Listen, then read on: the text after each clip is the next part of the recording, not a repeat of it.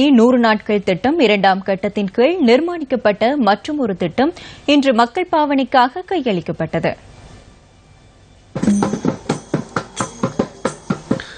நீர் மனிதனின் அடிப்படை தேவைகளில் ஒன்று. எனினும் மொனராகலை கியூலேகம மக்கள் சுத்தமான குடிநீர் இன்றி நீண்ட காலமாக இன்னல்களை எதிர்நோக்கினர். கியூலேகம என்பது ஒரு கிராமம் அல்ல, உண்மையில் அது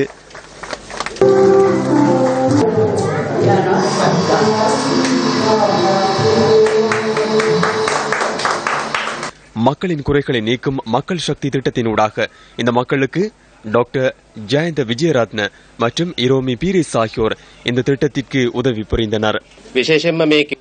இந்த திட்டத்தினூடாக உங்களின் பிள்ளைகளே பயன்பெற உள்ளனர்.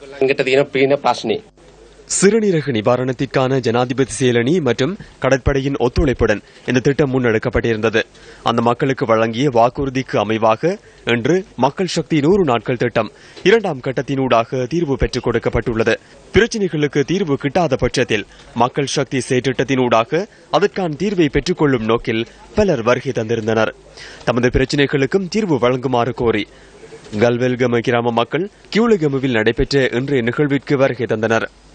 எமது குழுவினர் கல்வெல்கம மக்களின் பிரச்சினை தொடர்பிலும் இதன்போது ஆராய்ந்தனர்.